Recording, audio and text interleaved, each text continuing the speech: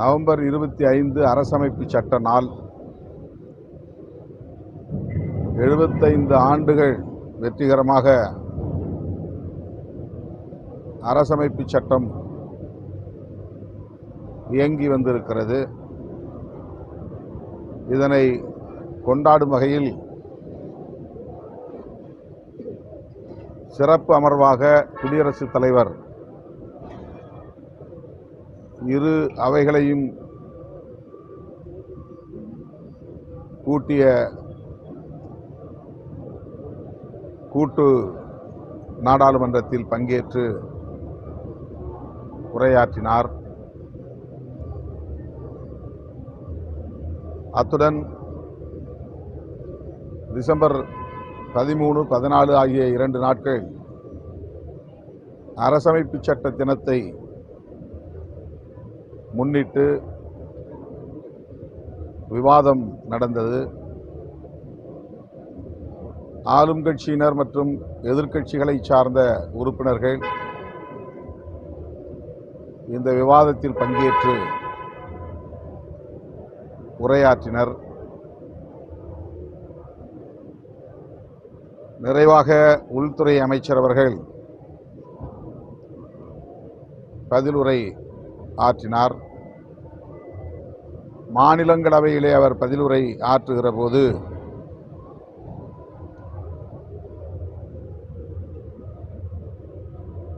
அரசமைப்பு சட்டத்தை எவ்வாறு நடைமுறைப்படுத்தியிருக்கிறோம் என்பது பற்றி பேசுவதற்கு பதிலாக புரட்சியாளர் அம்பேத்கர் அவர்களுக்கு பாரதிய ஜனதா கட்சி பெருமை சேர்த்திருக்கிறது, அரசு பெருமை சேர்த்திருக்கிறது, காங்கிரஸ் கட்சி அவரை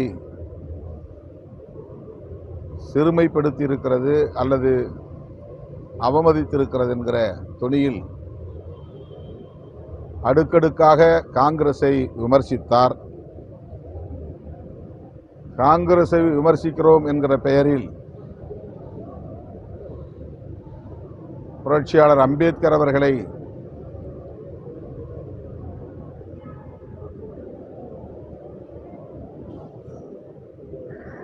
அவமதிக்கிற வகையிலே பேசினார் என்பதுதான் இந்த கொதிநிலைக்கு காரணம். அம்பேத்கர் அம்பேத்கர் என்று எதிர்க்கட்சிகள் தொடர்ந்து பேசுகிறார்கள். இது ஒரு ஃபேஷன் ஆகிவிட்டது. இப்படி அம்பேத்கர் அம்பேத்கர் என்று சொல்வதற்கு பதிலாக பகவான் பெயரை உச்சரித்தாலாவது புண்ணியம் கிடைத்திருக்கும், சொர்க்கம் கிடைத்திருக்கும் என்று அவர் செய்த ஒப்பீடுதான் பெரும் அதிர்ச்சியை ஏற்படுத்தியது. நாடாளுமன்றத்தை மட்டுமல்ல, ஒட்டுமொத்த தேசத்தையே அது அதிர்ச்சிக்குள்ளாக்கி இருக்கிறது. அதனை ஒட்டி ராகுல் காந்தி அவர்களின் தலைமையிலான எதிர்க்கட்சி உறுப்பினர்கள் அடங்கிய இந்தியா கூட்டணி நாடாளுமன்ற வாசலில் ஜனநாயகபூர்வமாக எதிர்ப்பை தெரிவித்தோம். புரட்சியாளர் அம்பேத்கரின் திருவுருவப் படங்களை கையிலேந்தி ஜெய்பீம் முழக்கங்களை எழுப்பி உள்துறை அமைச்சர் அமித்ஷா அவர்கள் மன்னிப்பு கோர வேண்டும், பதவி விலக வேண்டும் என்ற கோரிக்கைகளை வலியுறுத்தினோம். 2வது நாளாக நடைபெற்ற இன்றைய எதிர்ப்பில் அல்லது கண்டன நேற்றைய நிகழ்வில் 2வது நாளாக நடைபெற்ற நிகழ்வில் எதிர்க்கட்சி உறுப்பினர்கள் ஒன் பை ஒன் ஒருவர் பின் ஒருவராக அம்பேத்கர் சிலையிலிருந்து அணிவகுத்து புதிய நாடாளுமன்றத்தின் மகர வாசலில் சென்று அடைந்தோம். அப்போது அங்கே எதிர்பாரா வகையிலே பாரதிய ஜனதா கட்சியை சார்ந்த நூற்றுக்கணக்கான எம்பிக்கள் வாசலை அடைத்து கொண்டு வழிவிடாமல் நின்றார்கள். வழிவிடுங்கள், நாங்கள் நாடாளுமன்றத்திற்கு உள்ளே செல்ல வேண்டும் என்று ராகுல் காந்தி உள்ளிட்ட சில உறுப்பினர்கள் கோரிக்கை வைத்தார்கள். அப்போது ஏற்பட்ட தள்ளுமுள்ளில் முன்னாள் அமைச்சர் நாடாளுமன்ற உறுப்பினர் சாரங்கி அவர்கள் கீழே சரிந்து விழுந்ததாக, காயம்பட்டதாக தெரிய வந்தது. ஒரு சாதாரண கீறல் என்றுதான் முதலில் சொல்லப்பட்டது. ஆனால் அவரை ஐசியு தீவிர சிகிச்சை பிரிவிலே அனுமதித்து பிரச்சனையை அவர்கள் ஊதி பெருக்குகிறார்கள். ராகுல் காந்தி அவர்கள் மீது வழக்கும் புனைந்திருக்கிறார்கள். பாரதிய ஜனதா கட்சி எதிர்க்கட்சியினரின் ஜனநாயகபூர்வமான ஆர்ப்பாட்டத்தை அனுமதிக்காமல் வாசலில் வழிமறித்து நின்று வன்முறைக்கு வித்திட்டார்கள் என்பதுதான் உண்மை. ஆனால் ராகுல் காந்தி அவர்கள் மீது பொய் வழக்கு போட்டிருப்பது வன்மையான கண்டனத்திற்குரியது.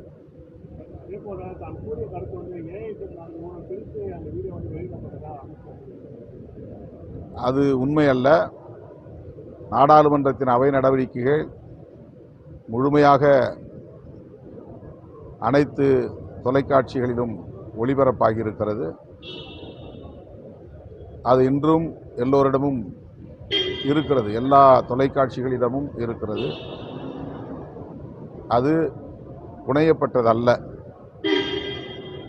அவருடைய உரை நீண்ட உரை, அதிலே அந்த ஒரு பகுதி வெட்டி பரப்பப்பட்டிருக்கிறது என்பது உண்மை. ஆனால் அதில் எதையும் இட்டுக்கட்டி தவறான முறையில் அவர் மீது குற்றம் சுமத்தும் வகையில் யாரும் அவதூறு பரப்பவில்லை. 100 விழுக்காடு அவர் பேசிய பேச்சுதான் அது. அவர் கடவுளோடு ஒப்பிட்டு அம்பேத்கர் அவர்களை பேசியது அவருடைய ஆழ்மனதில் ஆக்கிரமித்திருக்கிற அம்பேத்கர் மீதான வெறுப்பை வெளிப்படுத்தியிருக்கிறது என்பதுதான் இன்றைக்கு நாட்டு மக்களுக்கு உணர்த்தியிருக்கிற செய்தி. துணைவேந்தர் நியமனத்தில் தொடர்ந்து ஆளுநர் பல்கலைக்கழக மானியக்குழு உறுப்பினர் சேர்க்கணும், துணைவேந்தர் தேர்தல் தொடர்ந்து சேர்க்கணும் அறிக்கை விட்டிருக்கிறார். மாலை கூட அறிக்கை விட்டிருக்கிறாரு. அதற்கு எதிர அறிக்கையை உயர்கல்வித்துறை அமைச்சர் கூட அதில் அரசியல் செய்ய வேணாம், பல்கலைக்கழக துணைவேந்தர் தேர்தல் ஏற்கனவே தமிழக அரசு தீர்க்கமாக அறிவிப்பை வெளியிட்டு சொல்லியிருக்கிறார்.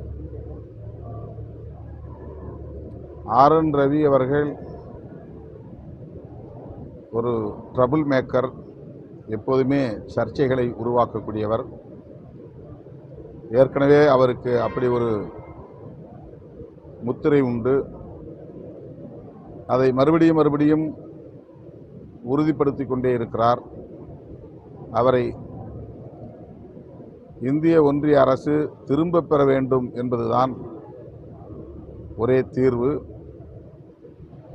தமிழ்நாடு அரசுக்கு தலைவலி கொடுப்பதாக எண்ணிக்கொண்டு ஆட்சி நிர்வாகத்திற்கு முட்டுக்கட்டை போடுகிறார், நெருக்கடிகளை தருகிறார், நிர்வாக சிக்கல்களை ஏற்படுத்தி வருகிறார். அது அவருடைய போக்காக, இயல்பான போக்காகவே இருக்கிறது என்பதால் அவரை திரும்பப் பெற வேண்டும் என்று வலியுறுத்துகிறோம்.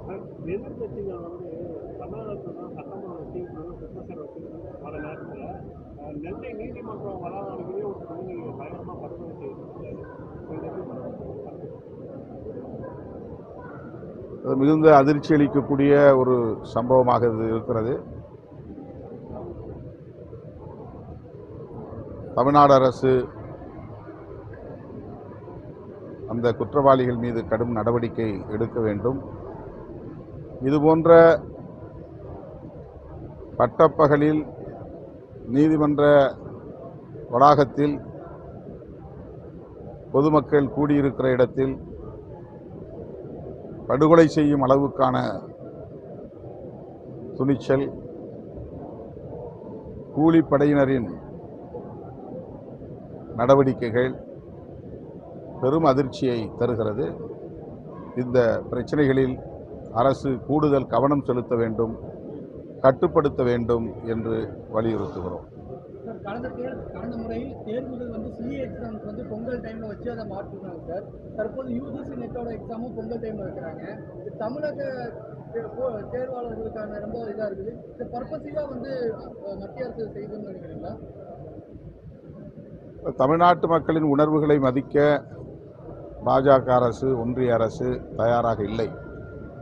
ஏற்கனவே சுட்டிக்காட்டிய பிறகும் இந்த ஆண்டும் அதே அவர்கள் செய்கிறார்கள் என்பது எந்த அளவுக்கு தமிழக மக்களை அவர்கள் அலட்சியப்படுத்துகிறார்கள், தமிழக மக்களின் கலாச்சாரத்தை அவர்கள் அவமதிக்கிறார்கள் என்பது தெரிய வருகிறது. இந்திய ஒன்றிய அரசின் இந்த போக்கை விடுதலை சிறுத்தைகள் கட்சி வன்மையாக கண்டிக்கிறது.